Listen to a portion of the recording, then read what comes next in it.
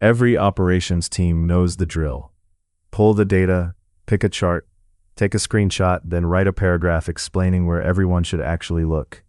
InsightMotion replaces that last step with a live AI-directed decision brief built with Codex and GPT 5.6.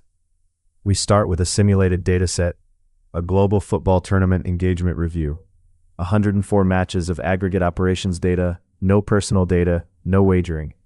You can also upload a temporary CSV, up to 200 rows.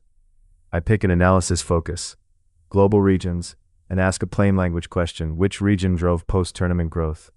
Notice what I never do. I never choose a chart. When I click generate, the pipeline Codex built runs in the open. GPT 5.6 Terra reads the data and the question, writes the finding in a visual plan, then generates executable 3JS scene code. This is a real model call. I trimmed the weight for pacing, not faked it. The model doesn't return a chart image, it returns a runnable scene. Numeric labels keep the evidence on screen. APAC up 31%, while the camera push and gold focus answer what a dashboard can't. Where should the team look first? The reveal is directed, but the scene stays explorable. A teammate can orbit, zoom, and pan to inspect it themselves, instead of trusting a fixed screenshot someone sent last week. And it's auditable. The live timestamp, the visual direction, and the actual generated code are all in the product.